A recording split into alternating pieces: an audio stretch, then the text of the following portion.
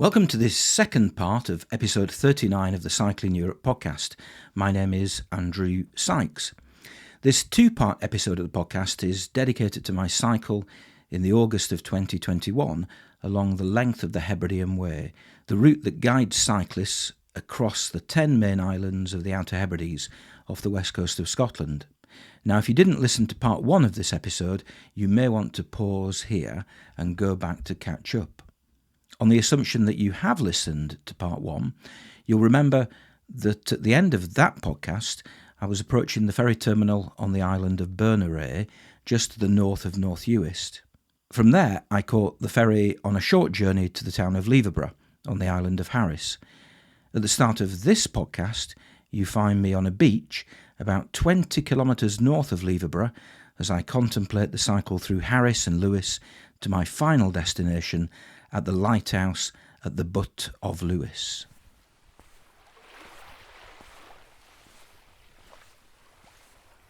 There's two things that you can hear there. You can hear my footsteps along the beach here on the west coast of Harris, where I've camped overnight, and the lapping of the waves against the shore. And let me set the scene. It's still quite a cloudy day, although there are pockets of blue sky over to my left, which I think is the south. And then over to my right, the sun is just trying to peek its way out of the clouds. It appeared momentarily a few minutes ago and then disappeared again. Hopefully it will reappear at some point in the near future. Across the water, I can see the mountains of Vatersay and this large bay in which I'm currently standing. Quite an idyllic scene, very quiet on a Sunday morning at 8:30. Now, I need to go back to yesterday to fill you in on what happened after I last recorded something as I was cycling up through North Uist. North Uist being that place which really ticks all the boxes of the Outer Hebrides. It's what you expect. It's what your image of the Outer Hebrides actually is. Now, I wasn't sure as I was approaching the ferry, wasn't sure as to what to do once I arrived on Harris. The options were to try and find some accommodation in Leverburgh, which is where the ferry arrived. That was one possibility. I could set off on the east coast, the so-called Golden Road. I could set off up along the west coast, the place where all the famous beaches are, like the one I'm currently standing on. And I got chatting to a few people on the ferry, a few cyclists, and I don't know what one of them said, but I came to the conclusion that actually, with the weather being not brilliant yesterday, it was quite wet, certainly forecast for being wetter later in the day. There were no camping options, other than wild camping perhaps, on the south of Harris, so I decided to just knuckle down and cycle the 20 or so kilometres along the west coast, really concentrating on the cycling rather than admiring the views. And that's exactly what I did. And I came to this campsite at Horgabost, booked myself in, not just for one night, but for 2 nights. And the plan today is to, well, I did think I'd have to make a decision. Would it be the west coast? Would it be the east coast of Harris? But my plan is to actually leave most of my stuff in the tent on the campsite and go cycling all the way around the island. The island isn't really an island if you look at a map. I reckon that will be a cycle of probably 40, 50 kilometres, which, if the weather holds, should be a really amazing day of cycling, taking in the beaches of the west coast, which I've already seen to some extent, and that east coast Golden Road that everybody says is such a magical route. The only question I've got to decide upon now is to whether to go anti-clockwise or clockwise. Do I retrace my steps back down to Leverburgh and then head north along the east coast, or do I continue north along this west coast and then head back in the direction of the campsite from the north? So what's it going to be, anti-clockwise or clockwise? As I'm standing here, I'm tempted to say I'll head anti-clockwise, but that may change in the next half an hour as I decide exactly what I'm going to do. I'll leave you with the sounds, the soporific sounds of the beach and the waves lapping against the shore.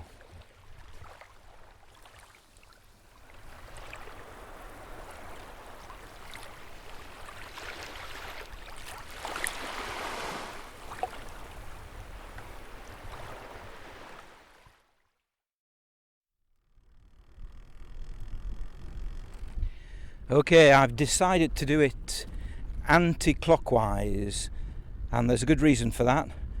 It will mean that I don't have to retrace my steps in the same direction, because if you remember yesterday, as I mentioned, I cycled up from Leverburgh clockwise, and then tomorrow morning I'll be continuing from Horgeboss, where the campsite is, up to Tarbert again clockwise. So if I do today's ride anti-clockwise, I'll be seeing everything from the opposite direction and never see the same view twice.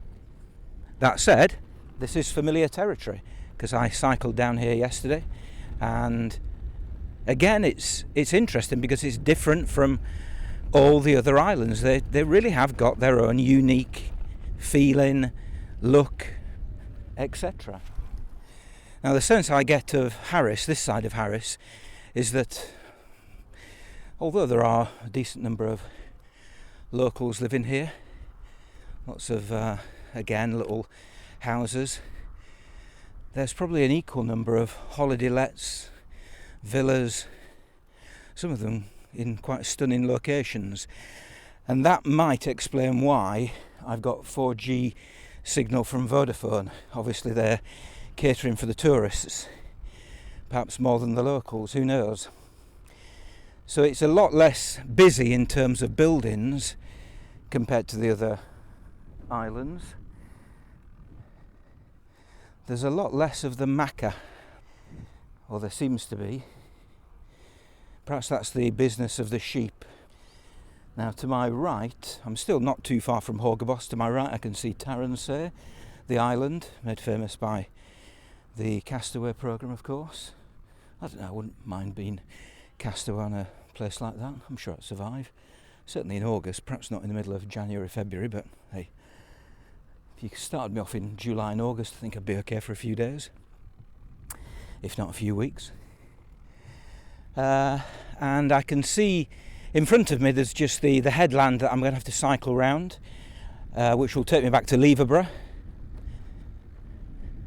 And then once in Leverburgh, I'll just have a quick look around Leverburgh. It's a Sunday, the Sabbath of course, which means that everything, or most things, I'm expecting to be closed, which may or may not be a problem.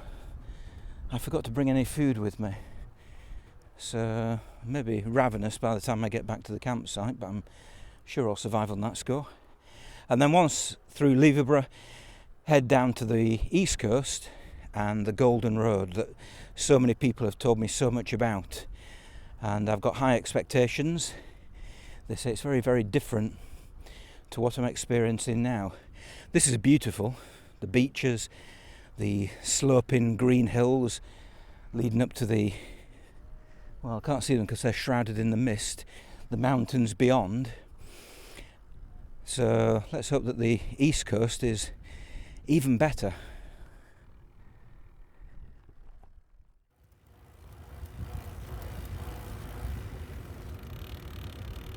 Morning.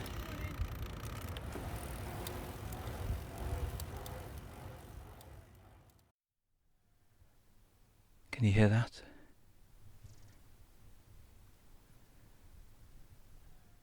There are three things I can hear. The trickle of water in the stream to my left, some distant sheep, and a hum. And the hum, I think, is of insects. But apart from that, nothing. 100% natural sound. Now, this is a magical place.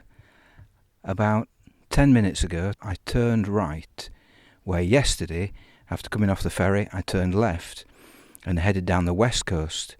I've come back to the junction where you've got to decide left or right, and I've now passed that junction and I've turned right in effect, if I'd come off the ferry yesterday, and I am now on what's called the Golden Road.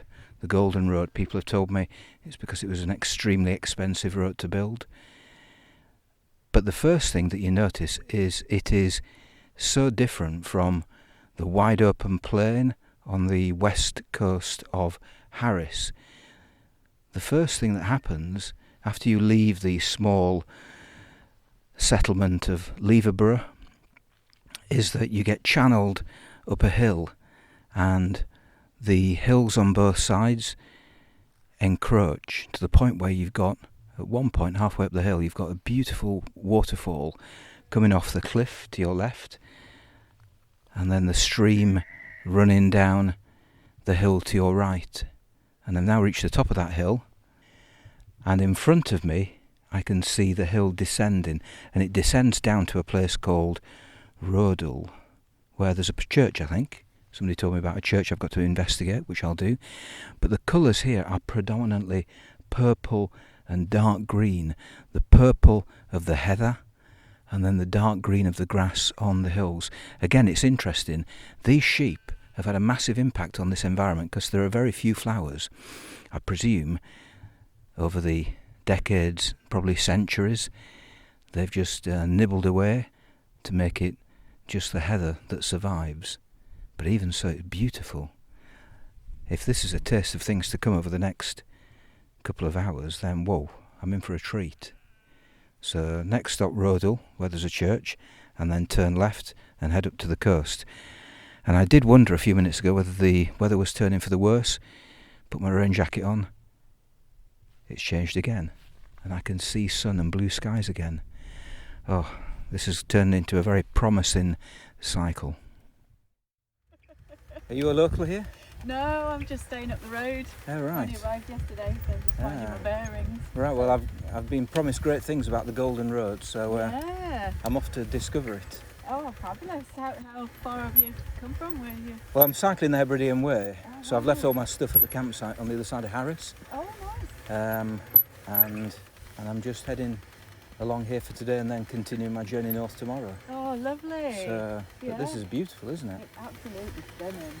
And I think that the weather's supposed to improve, so Yes. with the sun out, it's just going to be amazing, isn't it? Yeah, the weather for the rest of this week is looking pretty good, so you've certainly chosen the right time. Fingers crossed. Yeah. Enjoy your trip. Time. Thank you. That woman wasn't half wrong. The weather's really turned and it's, dare I say, hot. And I've just paused at Rodel at a church, and it's kind of a church that ticks every box that you want a church to look like. It's fairly small. It's kind of shaped in the form of a cross. It's got a nice square tower, and it's surrounded by a graveyard on the top of a hill with a nice curving pathway inside. And I just went inside a few minutes ago, and it's an echoey, historic place. It's the home of the MacLeods, or the burial place of the MacLeods. Nice little church, even for somebody who hasn't got a religious bone in their body. And the sun's come out. My goodness, might have to get the factor 30 on.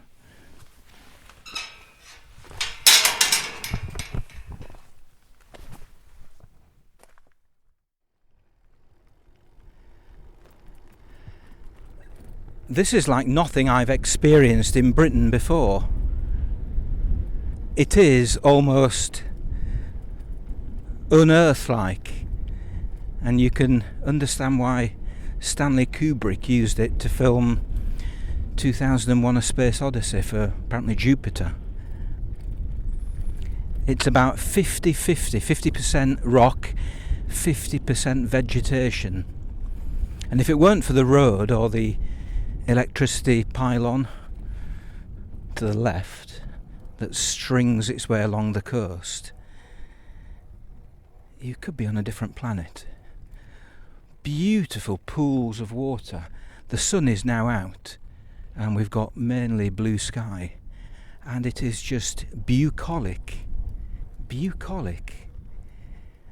I'm just gazing at a pond reflecting the blue sky, the sea beyond, the vegetation and the rocks in between.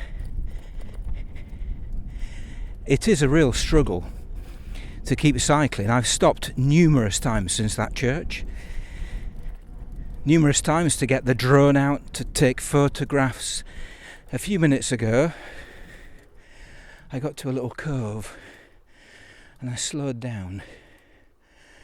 And I thought, oh, that looks like a seal on a rock. Didn't really think it was. But I looked more carefully, and it was. So I got the video camera out, took some shots. Then I noticed the second one. And then I noticed the whole group of seals basking on the rock just next to where I'd seen the first seal. Amazing. You can see why they call it the Golden Road. It is certainly gold standard in terms of what it gives you. Highly recommended. And the road itself, well, it twists and it turns. Long gone are those long straight roads of South Uist and North Uist that seem to go on endlessly. This, if you're a lover of corners and turns, is one hell of a road. It's a very thin road, lots of passing places, thank goodness. But then again, there's barely any other traffic. I think I've seen as many cyclists racing their way in the opposite direction as I have cars. And this is Sunday, obviously. I think people have taken that to heart and thought, well, I'm just staying put, I'm not going anywhere because everywhere's closed. Everywhere is closed, but you don't come to a place like this to go to one of the galleries, surely, or one of the twee little shops. You come just to stare at what is open 7 days a week, 24/7, 365 days a year, which is the landscape, the flora, the fauna. Those seals don't know it's the Sabbath, thank goodness. I've woken up on day 8 of this trip to the most beautiful sunrise on the Horgaboss campsite. You can't see it, of course, but it is stunning, and the location is stunning as well. You can hear the waves crashing on the beach, gently. You might also be able to hear the neighbours snoring. What a great way to start the second week of this trip along the archipelago of the Outer Hebrides. Right, now, yesterday was fantastic.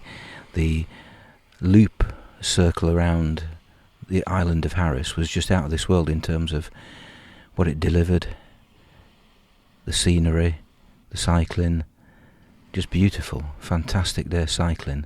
Came back to the campsite, had a great big pile of pasta as a reward, but also in preparation for what I'm going to be doing today, because today, well, the end of yesterday's ride I had to come down quite a long hill, and I'm going to have to now go back up that hill this morning. Yesterday I just had one pannier with my cameras in. Today, going back up the hill, I'm going to have 4 panniers fully loaded. So that will be the challenge for later this morning. Well, I'll say later this morning, probably in a couple of hours once I've got packed up here, because I really would like to get a set off as soon as possible, because I would like to get to Callanish today, famous for its stones. Don't know where I'm going to stay tonight. Could be wild camping, could be elsewhere. Don't think there's a campsite up there.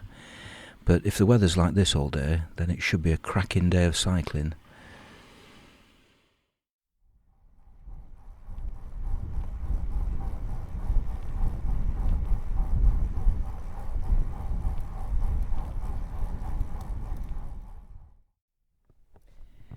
I've just reclimbed the hill that I had to cycle down yesterday at the end of that loop around Harris.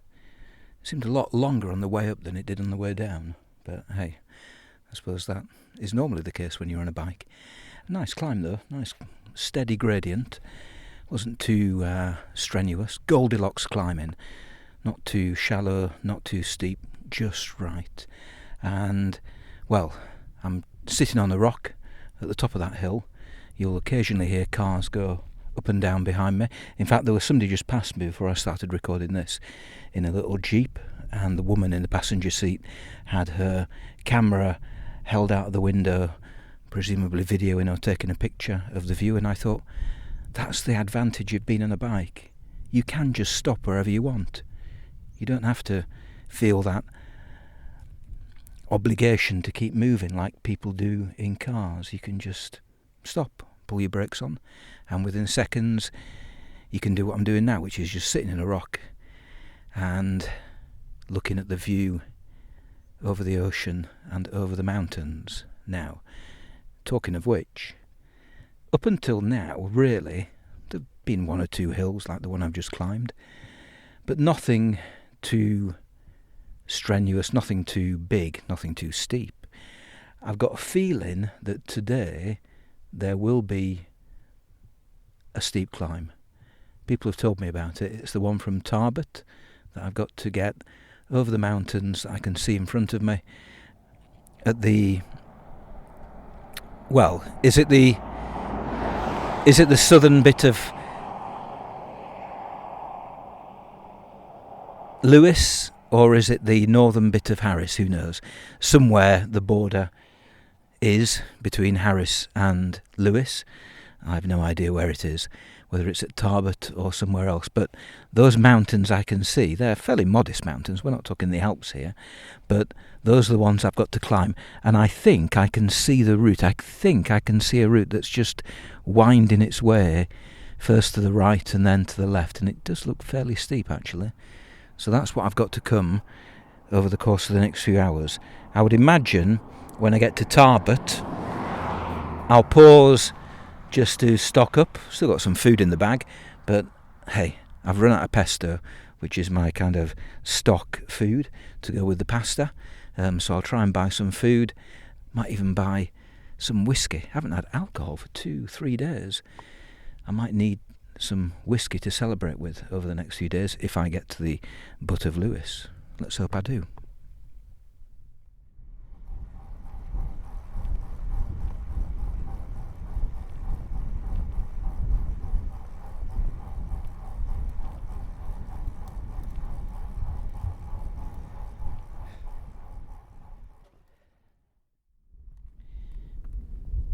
I've done it. I've climbed the hill that everybody had kept warning me about. I've been lucky because it's such a beautiful day and there's barely any wind, so that made life a lot easier.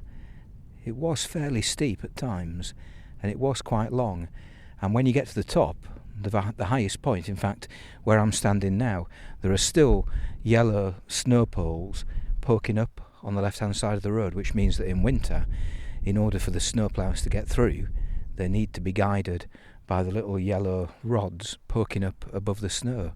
So it is pretty high. I think I've climbed to about 200 metres, 250 metres, something like that. Mountains all around. And in the bottom of the valley, well, it is a loch. Loch Seaforth it's called. And what I can see is just a little inlet into Loch Seaforth. There's a road that winds its way all the way around there, all around the inlet, and that presumably takes you back over the hills. In fact it does, because I can see it back down to the coast somewhere on the other side of Tarbert. Tarbert was an interesting place. It was like a metropolis after all the little places I've visited so far on this Hebridean journey. But a smart little place as well, and they're investing a lot of money in the ferry terminal there. They're in effect completely rebuilding it. But so far it's been a pretty magnificent day.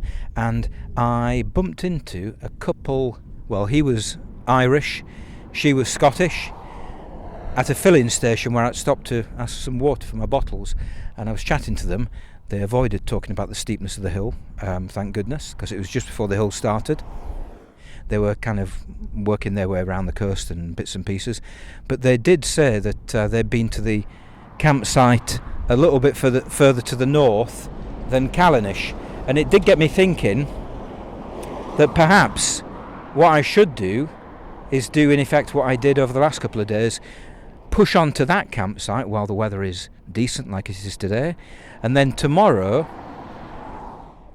come back and visit Callanish and make the most of having a bit more time to do so. I may well do that and stay 2 nights in the campsite, and then, what day is it today? Monday? That would be Monday, Tuesday, and then on Wednesday push on to the final destination of the Butt of Lewis. Right, well, this must sound like a motorway compared to everything else which has so far been recorded over the course of this trip, and it is a bit like a motorway. Everything is comparative, of course, but there's a constant stream of traffic, and I'll be glad to perhaps come off this hill and get back onto the quieter roads, although I dare say that in the direction of Callanish, which is probably the biggest tourist destination of the whole of the Outer Hebrides, there may well be a fair bit of traffic on the way. Bloody tourists, eh?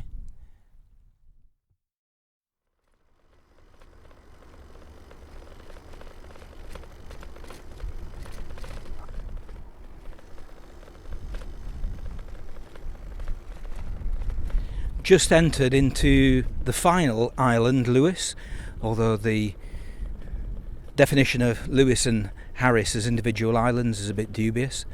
But I've just passed a sign which says welcome to Lewis, so it's the final island. I've lost count, I think it might be 10, but it could be 8 or 7 or 9. Anyway, the news is I've just seen, excuse me a second, that was a cattle grid. I've just seen 2 eagles, I think. I pulled across to a parking place on the side of the road just to have a stare, and I followed one of them. The other one had disappeared, but initially they both flew over me, and I thought, they're very big birds. So I stopped and had a look, and yeah, definitely an eagle flying over Loch Seaforth. And if I look at my map, my Hebridean Way map, it does actually have an eagle on it. Presumably that's where these eagles nest. Fantastic sight in a fantastic landscape.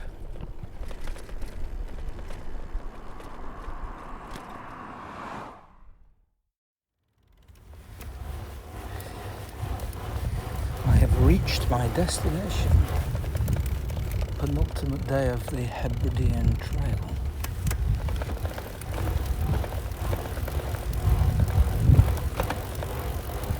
And we're flying the Union Jack.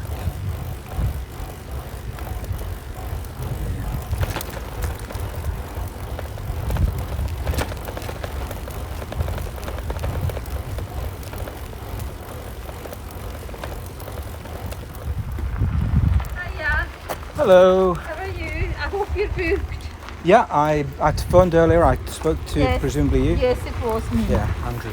Sykes. Hi. Yes. But if you're not booked, oh dear. So if you just want to put it back there and come in and we'll check you in. Yeah, I'll put my mask on. Yes, that's fine.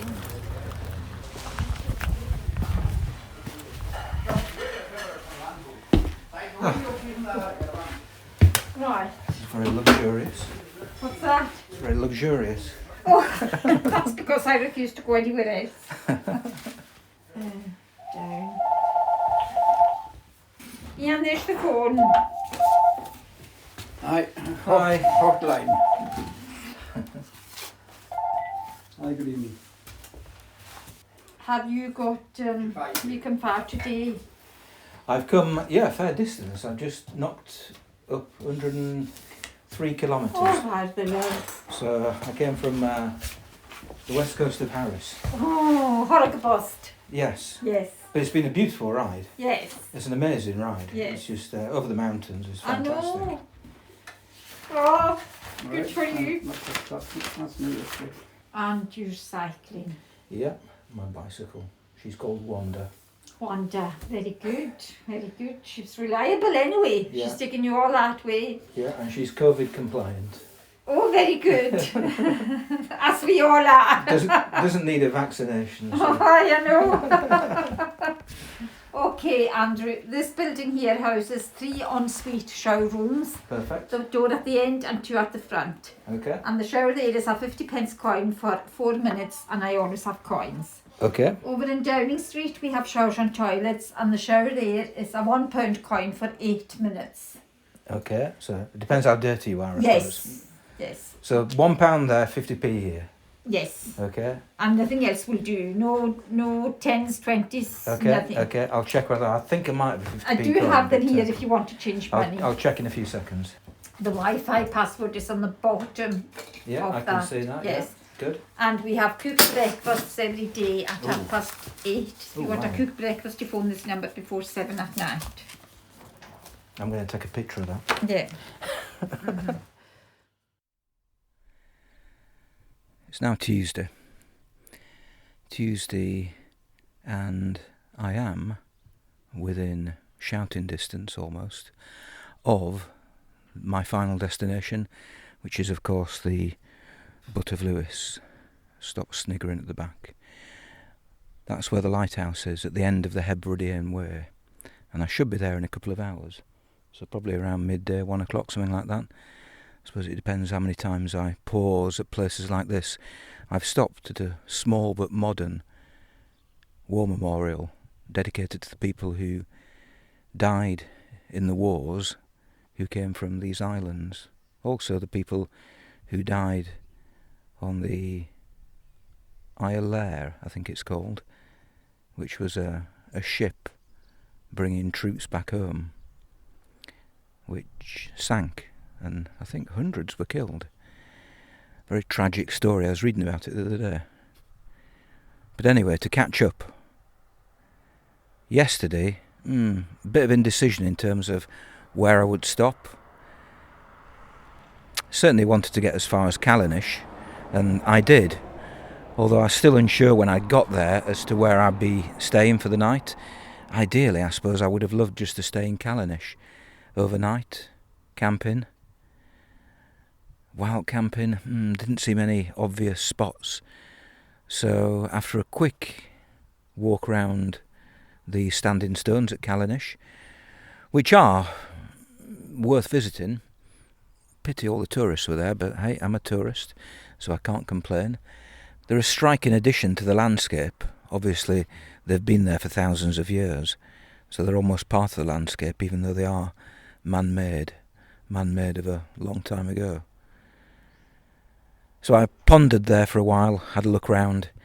The visitor centre was closed, so wasn't anything really to learn, but it was a place of contemplation, I suppose.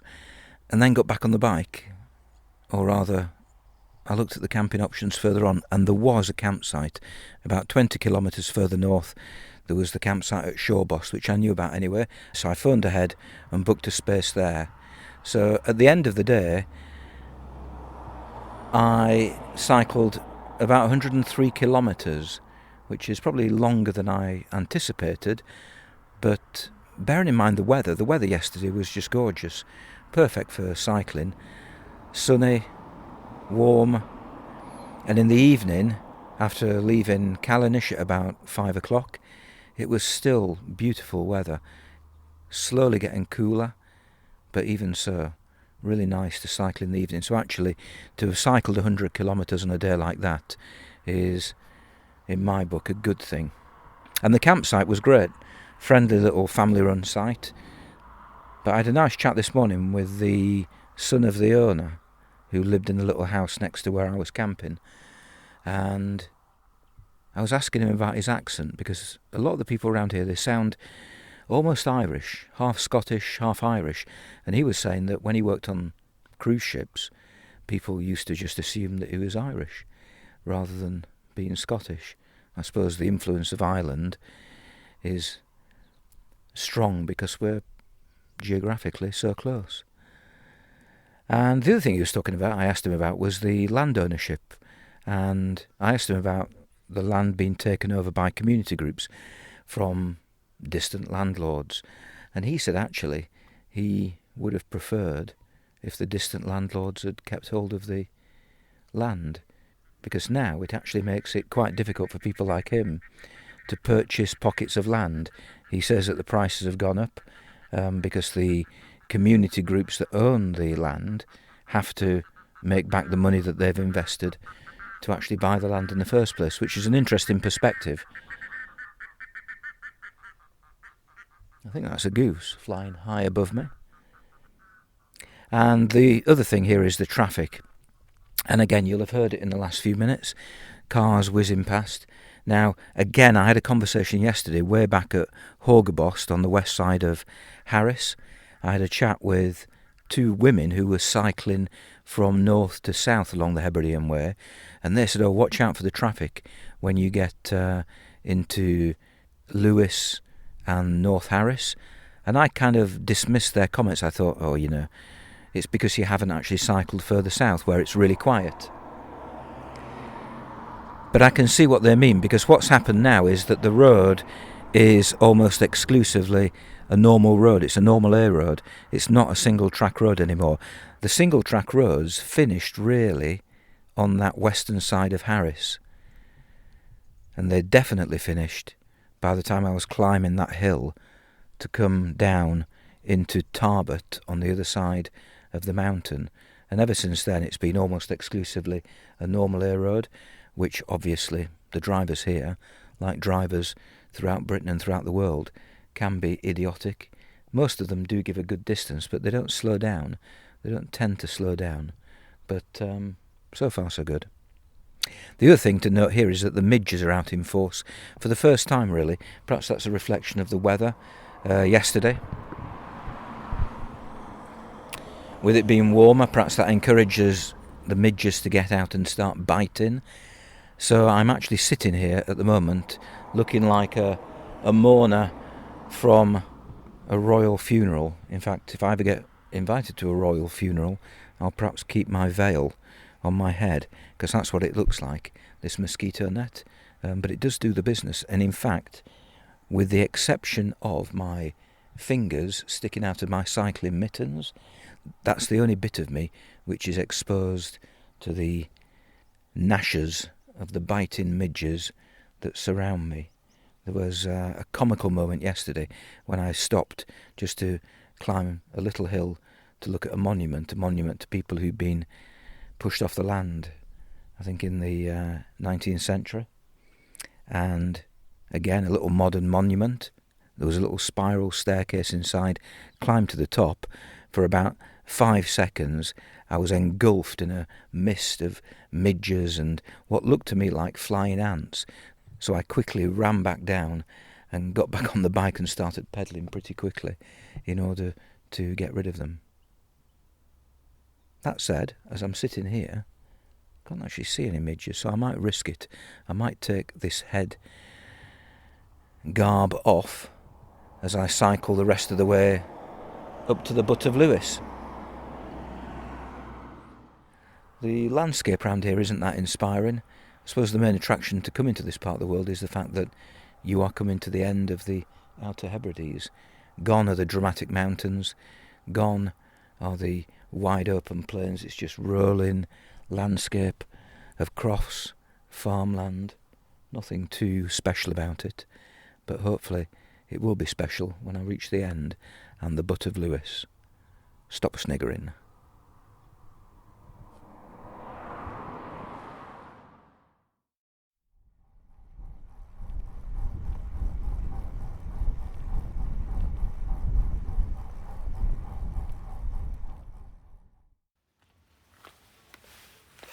Hi. Drove by, never stopped at the right look. Are you a local? No, just up. The wife's from here, so come up and see her father. So Well, apparently it's a whalebone arch. yeah, it is. Yeah. Found on the beach in 1920. Villagers didn't know what to do with it. Uh-huh. And then the Murdo Morrison, and he took it home, made an arch over his gateway It's his home Lakefield, which I presume is... Oh, there it is, Lakefield. It's Yeah, on the front of yeah. there. So there you go. It's quite an impressive thing, isn't it? It is. Almost looks like... It doesn't look actually real. It looks almost like, I don't know, something you might find in Disneyland, made out of plaster of Paris. Plaster of Paris, but I think it's had a covering, but that'll be for protected. Yeah, perhaps. Yeah. As I say, I drove past a few signs that never... I'm cycling there and I'm going, I'm in no hurry to get back. I'm still here, right, look. 25 feet tall and 4 tons. No one knows where the whale was harpooned or by whom. No.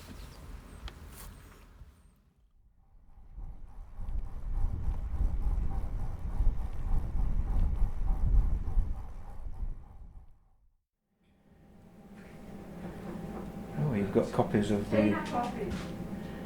Sorry, sir. I was tempted to read one of Peter May's books before I came here. Okay. Have you read them?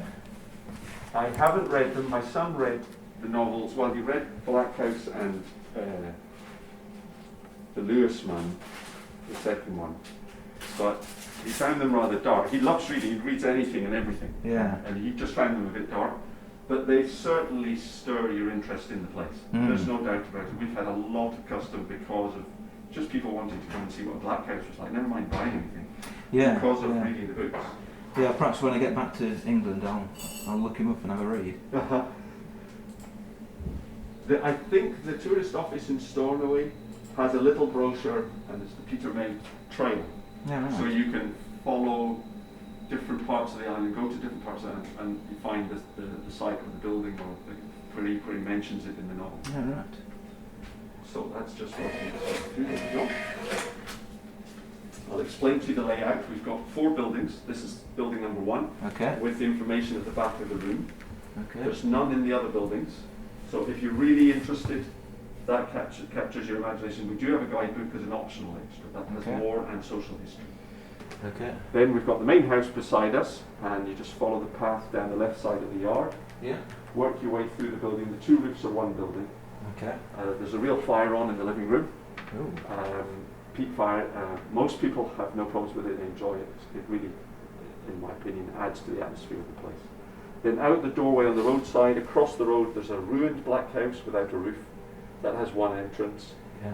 Slightly different layout to this one. And then finally the small cottage with the yellow door. You can go inside. And that's the first of our mainland style houses.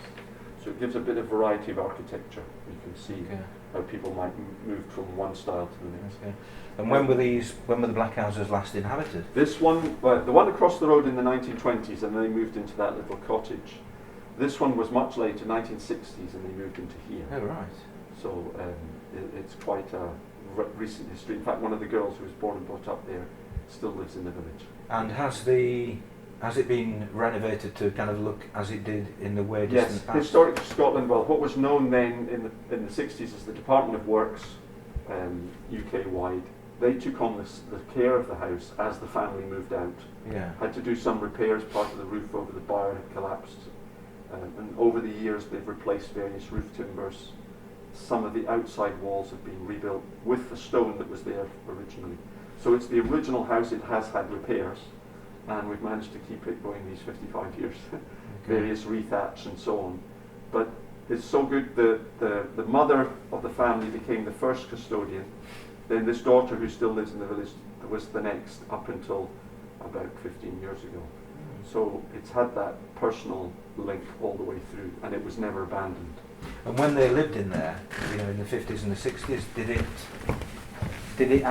they, for example, did they have a fitted kitchen? Did they have electricity? Did they have... The way we have it is it's set up sort of 1930s to 50s. They had electricity. There's no running water. You'll see from the model how basic it is. The fire's on the floor in the hearth in the middle of the room. Yeah. And even the cottage across the road, built in the 20s, there's no running water or toilet facilities. They had electricity again, not till the 50s. Running water came here in the 70s, so it was never added to these buildings. And when was it originally constructed for the first time? That house in the 1870s.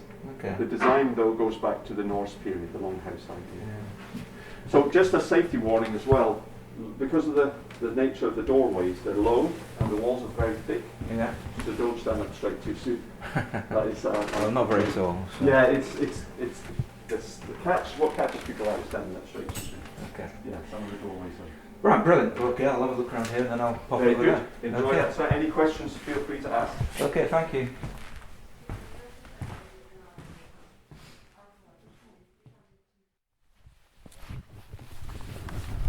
Now I'm making my way into the Black House itself.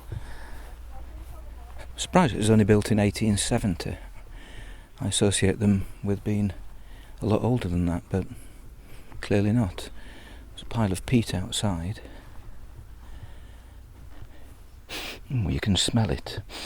That's a really nice smell. Or perhaps that's the peat burning inside. I think it might be. Not very environmentally friendly, but hey, we'll skip over that.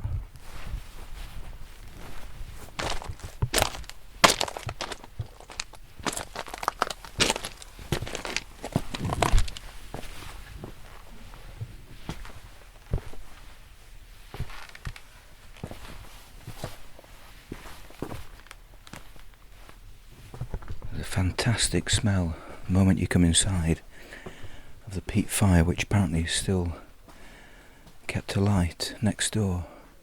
I think we're in the animal bit at the moment. Very blackened interior, wood framed roof. From the model inside, extremely well insulated with earth between the inner and the outer walls.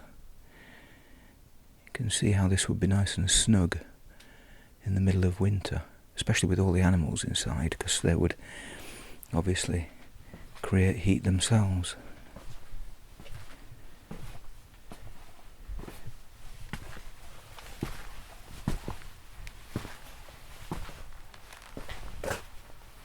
Right, this is the main living area. Whoa, this is nice and snug. And there's a roaring peat fire on the floor. God, I could have done with that last night at the campsite. In fact, I could do with that every night. Some traditional furniture. Can't imagine the beds were that comfortable. But the whole place is filled with smoke, lingering in the air. Can't have been great if you're asthmatic. And then some small beds. I'm guessing the people back then were a bit shorter than they are now. I'm not exactly tall, but I think I would struggle to fit in those beds. Dressed with curtains. This is not the Stone Age, this is kind of 19th, early 20th century living. A bit like a bothy, perhaps.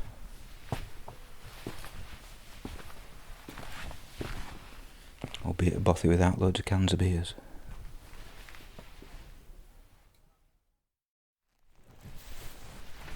I'm making very slow progress here to the Butt of Lewis, because every few hundred metres there seems to be an attraction to visit. The whalebone, then the little modern museum with accommodation, maybe back there tonight actually, and now this Black House.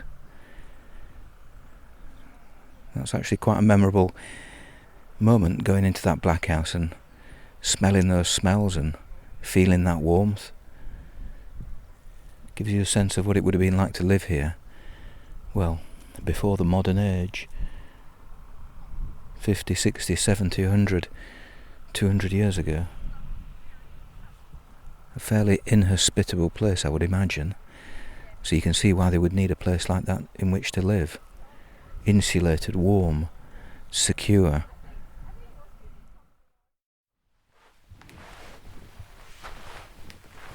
I have to say, this 1920s house is far less cosy than the Black House.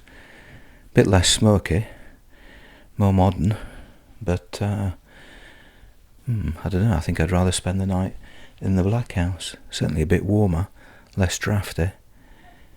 Just have to put up with all that smoke.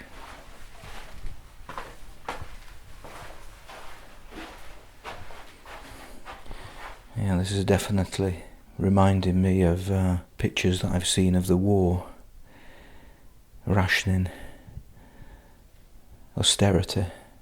But there's certainly one essential ingredient on the chest of drawers, and that's a bottle of Ballantine's finest Scotch whisky.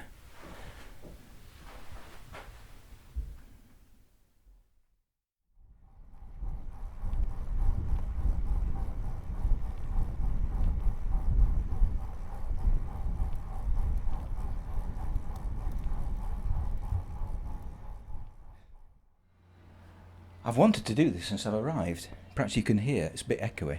I'm standing in a Outer Hebrides bush shelter.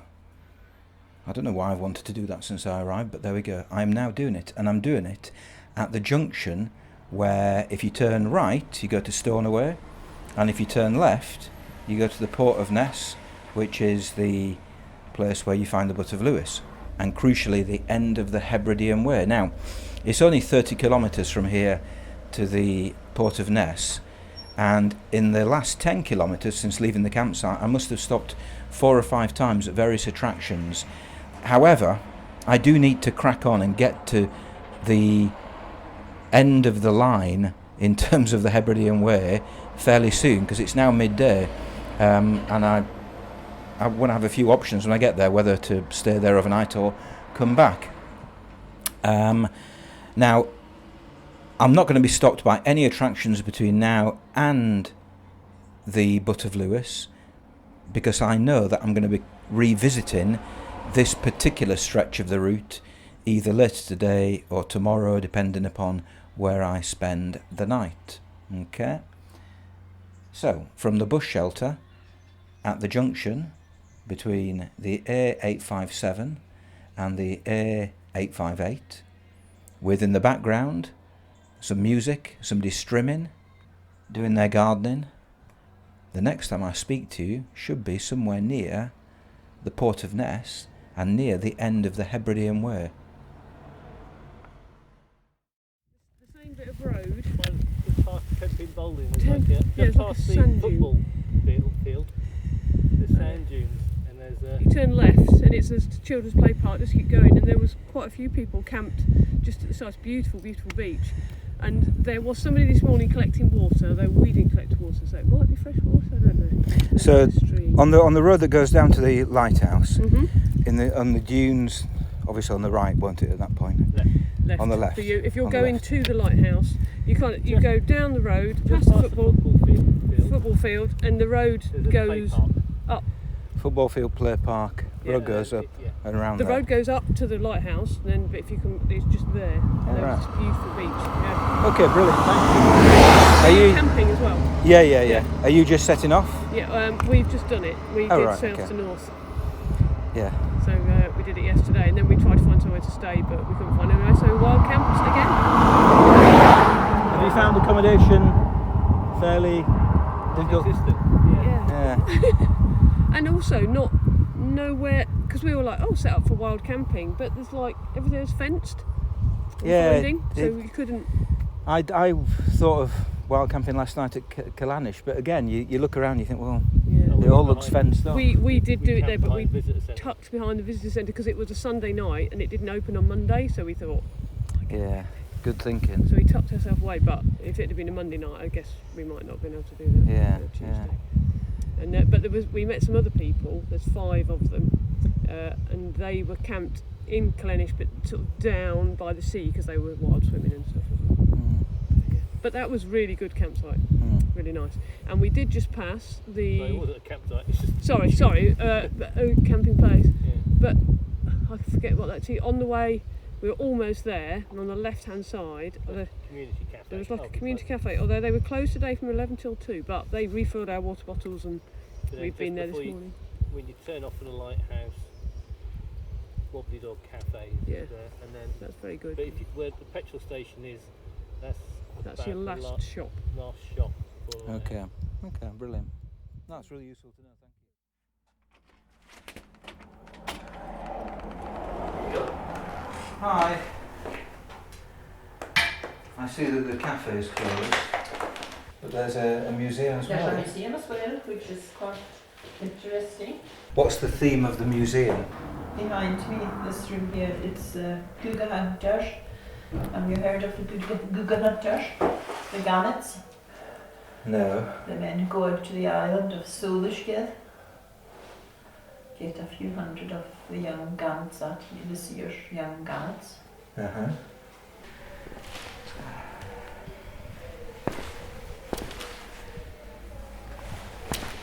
It's quite a modern little museum. And telling the story of the people who go out to the islands to cull the gannets and bring them back. Seems quite a barbaric thing, but I suppose it's done for good reasons, just to keep the numbers down. And presumably it's also a tradition.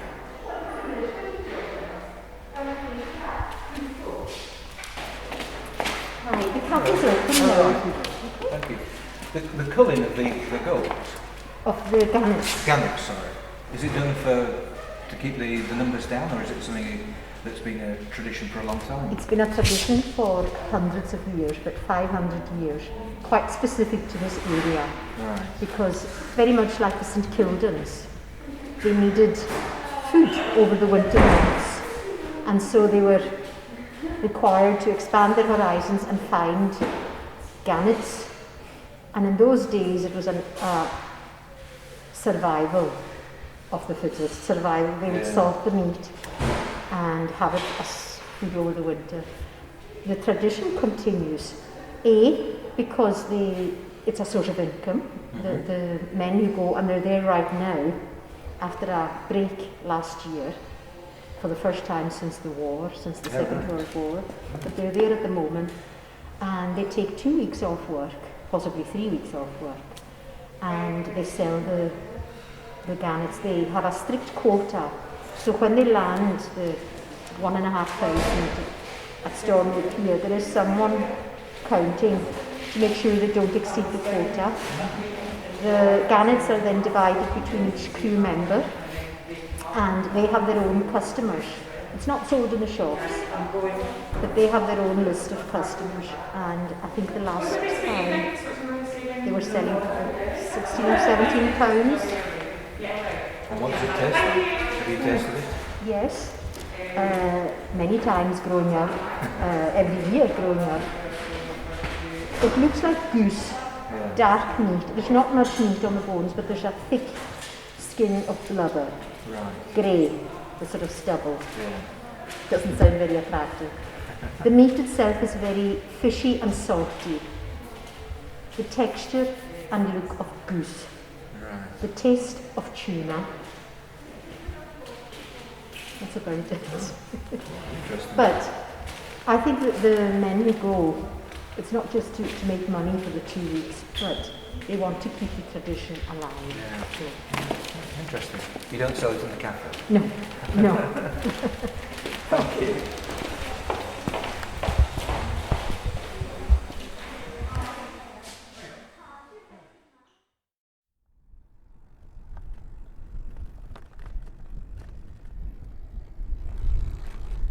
I've just crested a little hill on the road to the Port of Ness, and for the first time I've seen the lighthouse at the Butt of Lewis.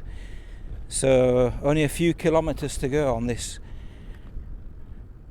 quest to cycle the length of the Hebridean Way.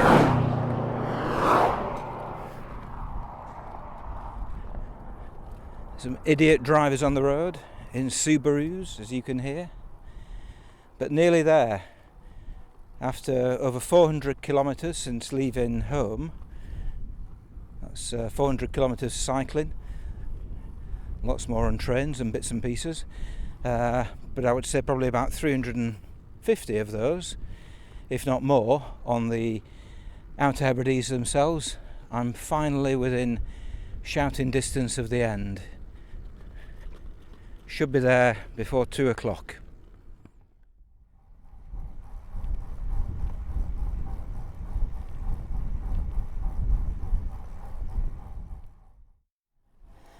The landscape this morning has been fairly nondescript, just farmland really. Certainly nothing as spectacular as elsewhere on the Outer Hebrides.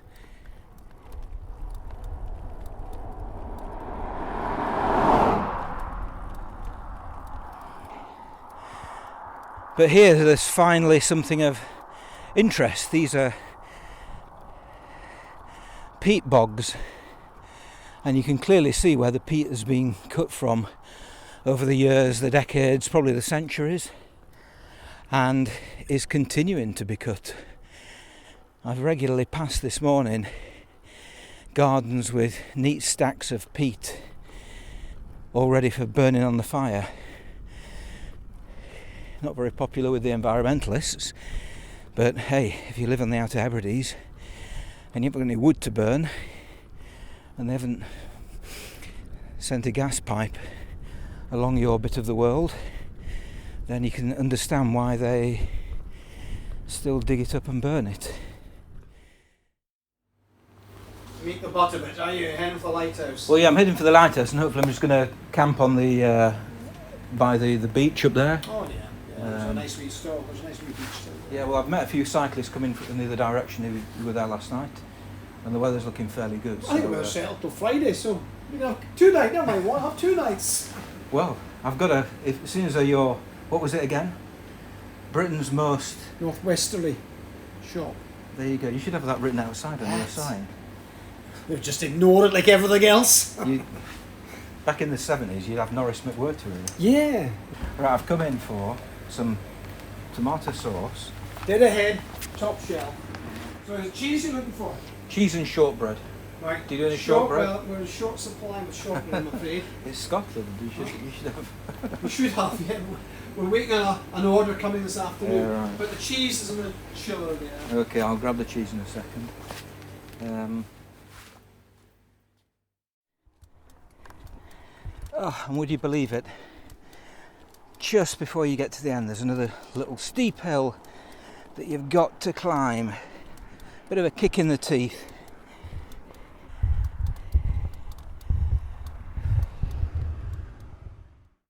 Now I can see a sign ahead, a blue sign that I've been following for the last week and a day, and oh no, it doesn't say Hebridean Way, it says something completely different. So should I continue or should I turn left? I'm going to continue straight on. Presumably, there is a sign. So the Port of Ness is down there. I'm going to turn left. And as I do so, immediately the wind changes, sharp left turn. And well, that's quite a different scene actually. It's quite a spread out settlement. If you want a big garden, come and live in a place like this. Because there are, well, I think somebody earlier in the day told me that there were 2,000 people. The chap back at the Black House said there were 2,000 people living here, and you can see why. It's 2,000 people isn't a lot, but it's certainly spread out, and there's a string of houses all the way in the direction of the lighthouse that I think I can still see.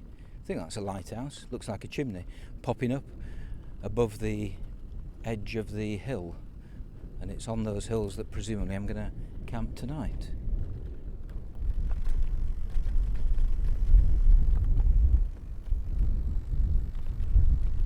I did see one cyclist just as I was coming out of the petrol station stroke Britain's most northwesterly shop. I think it was a female. She looked as though she was on her own. She was presumably heading in the same direction as me, so I might not be alone camping out tonight. The weather has turned for the better. It's, well, to my left, all I can see is blue sky. Wow. And to my right, well, there's a bank of light cloud. But I did check on the weather radar when I was in the little community cafe, and it did look as though most of the Outer Hebrides didn't have any cloud over it, so Couldn't quite tell whether it was moving in the direction of elsewhere or coming from the north to cover the Outer Hebrides. I'm suspecting the former, because it's certainly brightening up, and this is a lot sunnier and warmer than it was earlier. And I've arrived, and it's quite a spectacular spot, especially under a bright blue sky in bright sunshine. The brick edifice of the lighthouse itself stands proud above some pretty spectacular cliffs. Not the biggest cliffs in the world, but in terms of their geographical, geological formation, they're just incredible. Look at those bends and turns and layers, and they're home, as you can imagine, to hundreds, probably thousands of birds.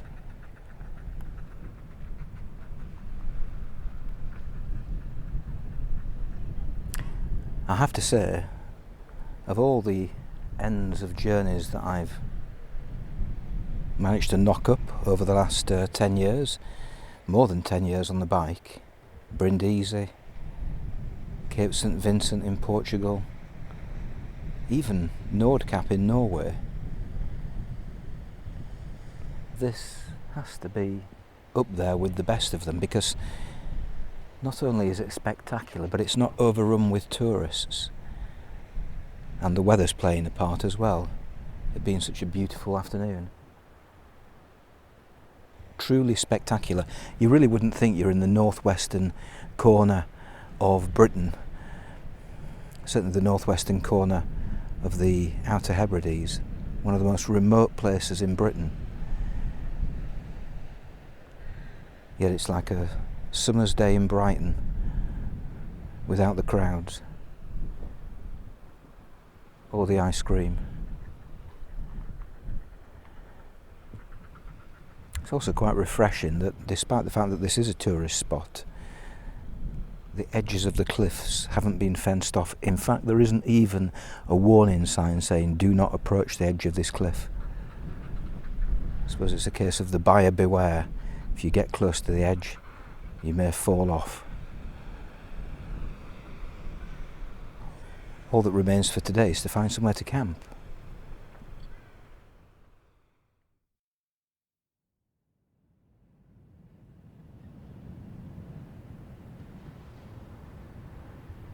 Just listen to that, the crash of waves against the beach here at the Butt of Lewis. Well, near the Butt of Lewis. I found a beach and I'm wild camping on a bit of grass that's just above the beach. I'm not alone. There are other wild campers around, although not quite as close as they were back in Vatersay a week and a bit ago. So this is more wild camping than perhaps it was back then. I'm well fed, I'm well watered, and I've achieved my objective. I've got to the Butt of Lewis, and I'm doing some real wild camping. Can't say I'm 100% comfortable about the whole wild camping thing, but hey, some wine and a bit of whiskey helps. Let's see if I sleep any better tonight than I normally do.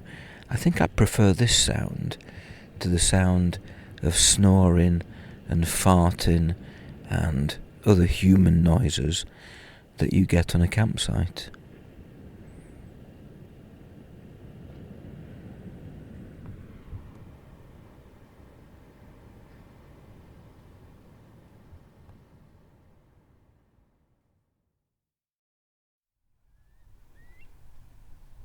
I did sleep in my wild camping spot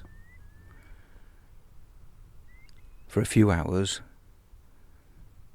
There were a few of the tents actually around over the little dune and around the bay. I saw them when I went for a paddle in the sea this morning at 6 o'clock. Just have a quick wash. It's quite invigorating. Never done that before. I feel just as fresh now as I do normally when I've had a shower in a campsite or even at home. So there you go. Top tip, if you're next to the sea, go for a wash in the sea. And it tastes nice. Nice salty taste on the lips. Getting back to the tent with the plan of having a leisurely coffee and then packing up and heading off. And I dare say I would have been heading off by about 8, 8:30. The clue as to why I'm no longer in my tent and I'm now behind a barbed wire fence is the moo that you just heard. In the distance you should still hear the sea, but you'll also hear a few moos, because when I opened the flap of my tent, after thinking about my coffee, I could see a small herd of very black cows. And although I live in a house next to a field full of Frisian cows, at home I don't necessarily want to be sharing my tent space with 1, 2, 3, 4, 5, 6, 7, 8, 9, 10, 11, 12, 14, 15, 16. Goodness me, 16 black cows of varying sizes, including some very small ones and what look like some mothers. And you don't want to start messing with the calves of mothers of any species, let alone a cow, which can quite easily trample not just your tent, but you as well. So anyway, I've packed up many times in the past, probably hundreds of times in a tent, but I don't think I've ever packed up so quickly as I did on the morning of the 25th of August 2021, courtesy of the arrival in my wild camping spot of a herd of cows. At least they're not bulls, I think. Anyway, all that aside, my journey along the Hebridean Way is now complete. The journey to the Outer Hebrides is far from complete, however, because I still need to travel back to Stornoway, then back to the mainland at Ullapool, and then fathom a route by train back down to Halifax. Now, last night, when I managed to get a bit of internet connection here, it's not brilliant where I was camping, but I did manage to get a bit of connection, and I booked myself the ferry across, £10 to get from Stornoway down to Ullapool. I also booked a night tonight at the campsite in Stornoway. I've also booked a night at a campsite near Ullapool when I get over there. So for the next couple of days I've got nothing to worry about in terms of the logistics, it's just the cycling. Stornoway should be an interesting place to visit, I've never been there before. Ullapool, well, I'm going to be arriving quite late in Ullapool, late afternoon anyway. Find the campsite, and then there's one of the Cycle Touring Festival talks by Tim Sanders, who's going to be talking about his trip to South America about 18 months ago. So that should be interesting. I just hope I get a sufficient connection on the 4G in order to be able to tune into that Zoom event. And then, I think the next challenge is going to be getting the train from Garve, which itself is a cycle away from Ullapool, back down to Halifax. As soon as I'm in Glasgow, I'll be okay, I think, because I'll just jump on one of those Transpennine trains again. They have plenty of space for bikes. But getting from Garve to Inverness and then back down to Glasgow, people have told me it can be a challenge. So, that is to come. But for the time being, I'm going to set off very early, 7:30, and start cycling in the direction of Stornoway. Cows are far more friendly when they're a couple of metres away, but behind a barbed wire fence. You made me get out of my tent, matey. You're more interested in your greens, aren't you?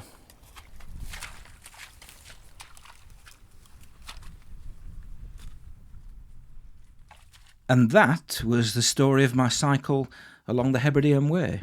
But we haven't quite finished.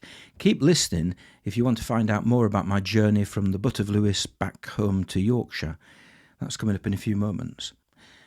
At 6 p.m. on Sunday the 26th of September 2021, I'll be publishing a 40-minute film about my cycle along the Hebridean Way.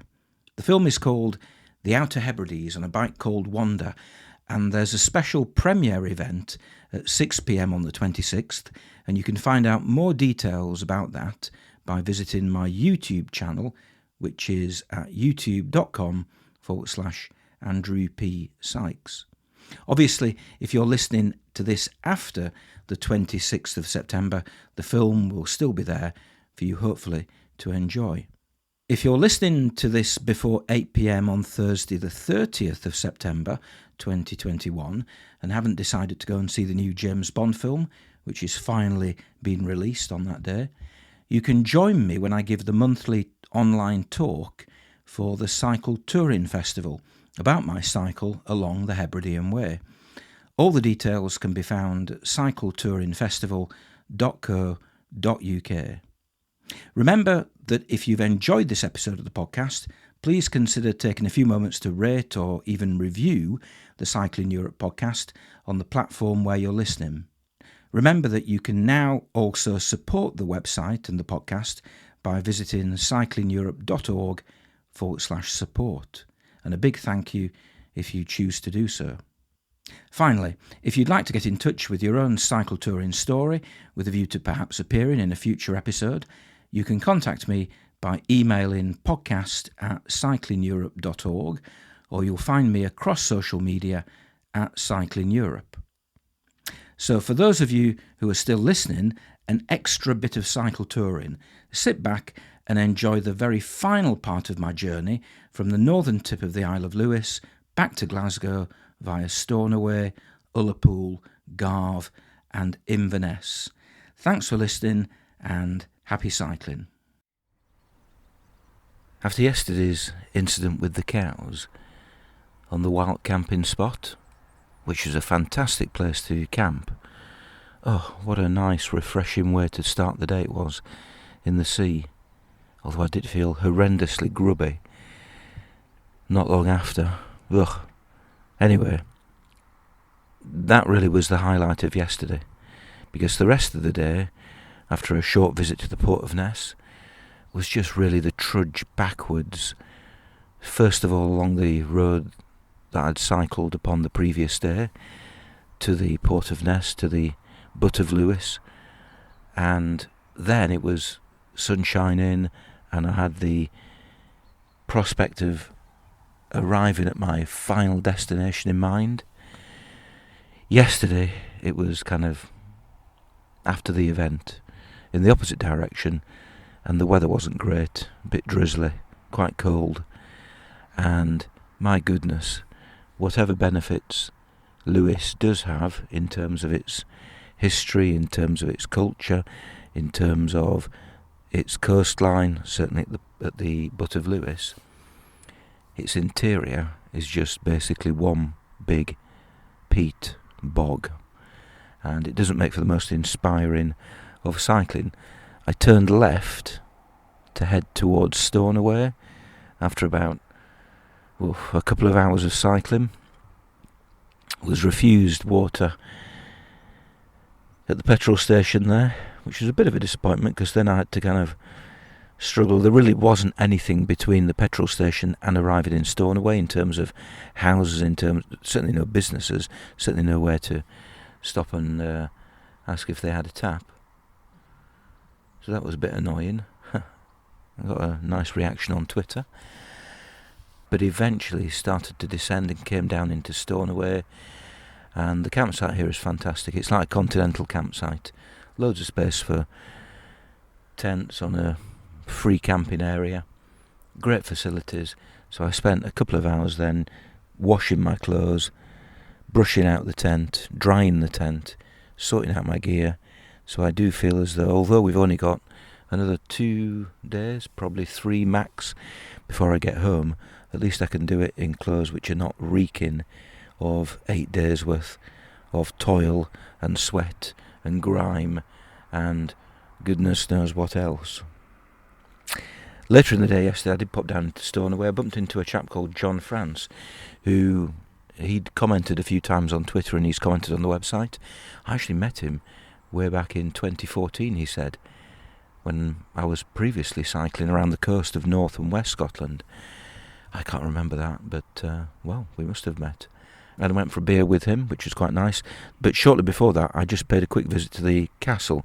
Now, the castle is some baronial mansion built by the previous landlords of the area, who weren't very well thought of, but it's now been converted and renovated, and there's a museum just to the side, a brand new museum. I've booked myself in for this morning, so the first thing I'm going to do today, I'm not going to bother with coffee or breakfast at the tent. I'm just going to pack up here. I'm going to head down into Stornoway, which is only about 10 minutes away on the bike. I'm going to grab myself coffee, perhaps a bit of breakfast in the centre, and then at 10 o'clock I'm going to rock up at the gates of what looked like a really excellent museum to have a look around there. And then at 1:30 I've got to be at the ferry port in order to get the ferry back to the mainland and to Ullapool. So that's the plan for today. The weather, well, still looking a bit like yesterday, although there is a glimmer of hope in the east, a slither of brightness. So whether that will move in this direction, I hope so, but for a fair amount of today I'm going to be stuck in a ferry. And then the campsite in Ullapool. So I could do with some decent weather just to hopefully enjoy my final night of camping before the long struggle of getting back to West Yorkshire on the train, which could be fun.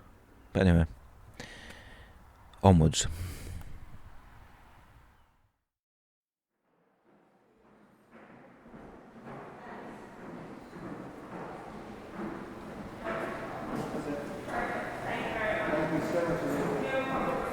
Morning.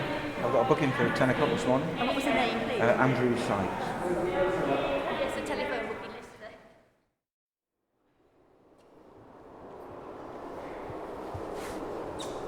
What comes with the wind will go with the rain.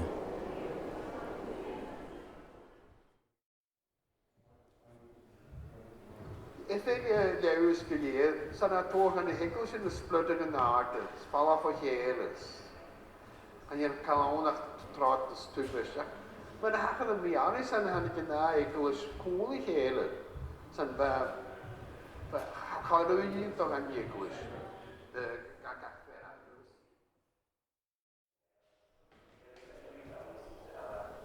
What's the correct pronunciation of that?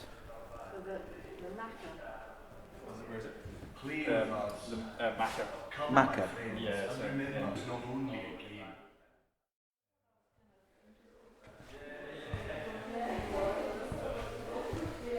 Right, the Lewis chessmen. The Lewis chessmen were found in a sand dune in Uig on the west coast of Lewis, either in Melista or Ardroyle. They were probably hidden in a small chamber. There are many local stories, but it's a mystery who found the chessmen and exactly when. We do know that they were on display in Edinburgh on the 11th of April 1831. There are 93 chess pieces from 4 sets, although some are missing. 11 are in the National Museum of Scotland in Edinburgh, and 82 are in the British Museum in London. The chess pieces consist of finely worked walrus ivory and whale teeth.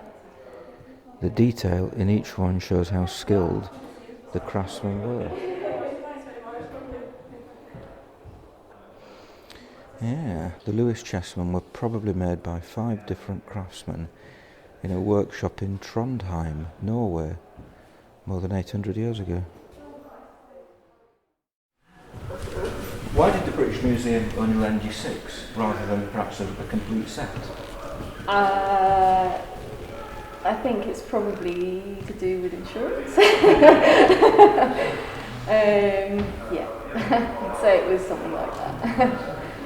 Seems it says here there are 4 sets. Yes. Although some are missing. It seems a shame that you don't have a complete set to look at. Yeah, I think they're worth a lot of money. I think that it's just to do with what we can manage here. So, but I think they're on loan to us for 10 years, so that's up in 2026. Yeah. So we might be able to swap around the pieces that we already have and then get a new loan, and then so we can probably change up the pieces we've got, which will be use. It's not as if anybody can nick them and turn up at the antiques roadshow and get them valued. Well, no, definitely. They're fairly unique. Yeah, exactly. Well, there was that one piece that was found in Edinburgh a couple of years ago. That was. Did you hear about that? No, that was. Someone came forward and said that their father, I think, was it their grandfather, was an antiques dealer, and they found in their cupboard a chess piece, and they said, "Oh, I've got this chess piece." He must have bought it in the 60s, and it turned out that they found out he bought it for £5 or something in the 60s, and she'd just had it sitting in a cupboard till 2019, I think it was, and it got bought up by a private buyer, so I think it sold for nearly £800,000. And was it bought by the British Museum? No, private buyer. So it's still out there as a private? Yeah, we don't know whose it is, so yeah, somebody's got it in their own personal collection, so yeah. Is there any mention of the Isle Air disaster? We had an exhibition, so the end room that's down there for about a couple of months, we had a really nice exhibition about it. Unfortunately, the only few things, so the bell there is from the Isle Air. Oh right, there's only a few other wee things, like the gentleman I think on the left, he was a man who managed to get a rope from the boat to the shore, and he saved a number of lives. And the guy on the right is one of the men he saved.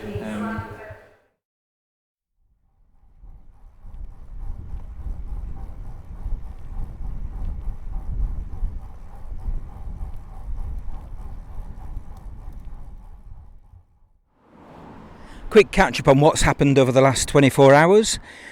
I left Berneray on the ferry after an excellent visit to that museum that you've just heard.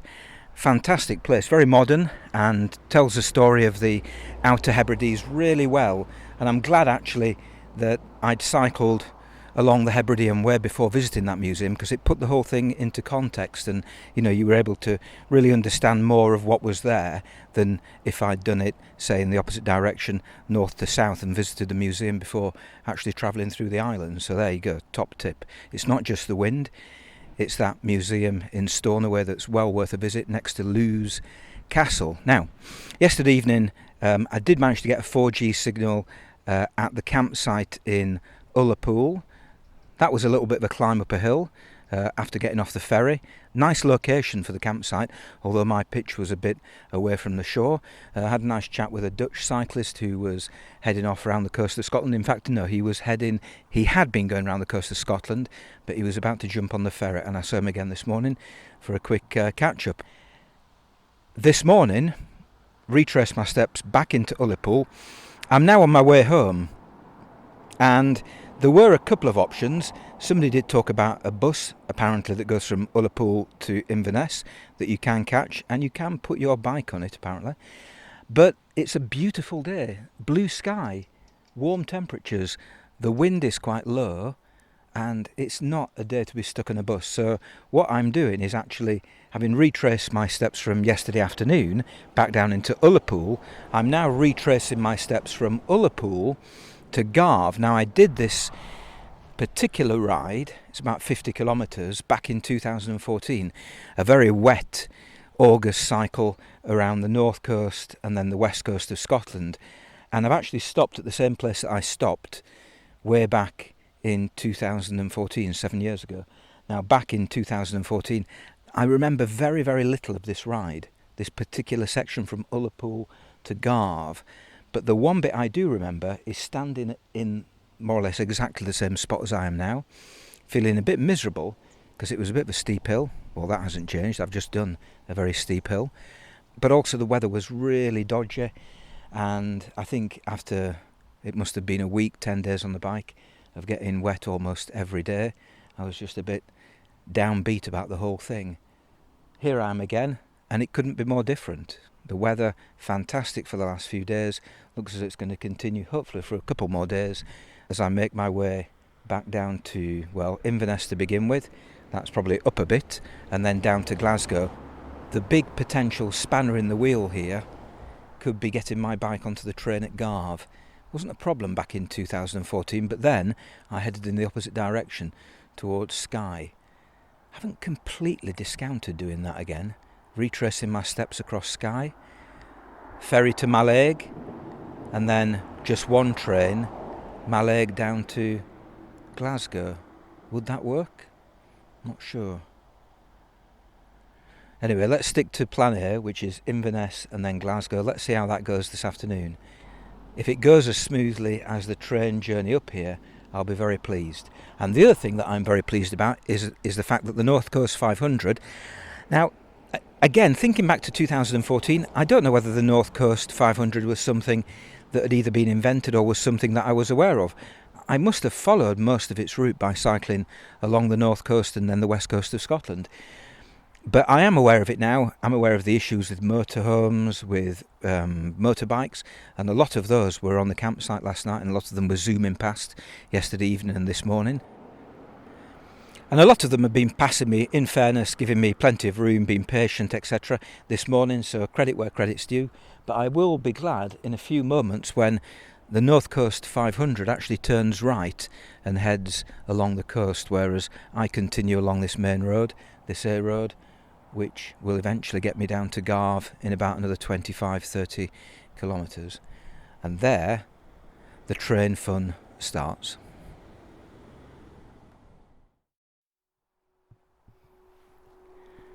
But it was a nice long cycle in the sun. But the descent into Garve, which is very long, quite a bit of it was against the gentle wind. Not a very strong wind, but it doesn't take much wind to make it an effort to cycle on those gradual gradients downhill. Anyway, now in Garve, minor incident on the road, minor for me, not so minor for the people concerned and their lorry and their van respectively. Coming round a corner, I could see the cab of the lorry. Fortunately it wasn't a full lorry, it was just a cab, not carrying any load. It was a double solid white line in the middle of the road around the curve, as it would be, to stop overtaking. Could hear the van approaching from behind me. I put out my right hand in order just to warn them that there was something coming around the corner. The next thing I heard was a screech of brakes and a bang. I looked around and I could see that the van behind me had been pushed to one side and was trying to realign itself with the road. Anyway, it did overtake me, and the lorry or the cab continued in the other direction. I thought that was it, and I was a bit curious as to where the bang had come from, what had actually connected with what.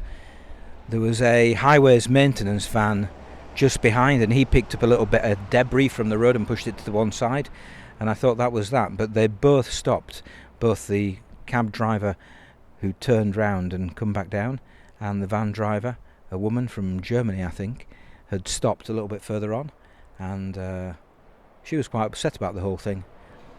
That was okay, because I was on solid ground in terms of, hey, you know, you should be slowing down, certainly not thinking of crossing that double white line in the middle of the road. Anyway, gave my details and made it down to Garve a few kilometres later, thank goodness.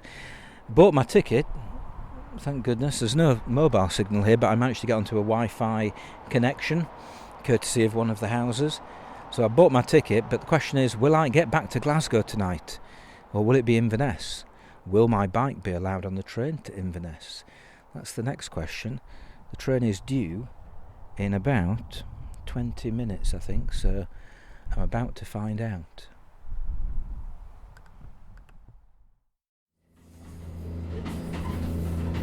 Well, I'm on the train from Garve after a little discussion with the very kind, obliging conductor.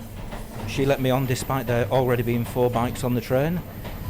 So I'm standing here just hoping that when I get to Inverness I can get on a train with the bike to Glasgow and get to Glasgow tonight. That will be excellent.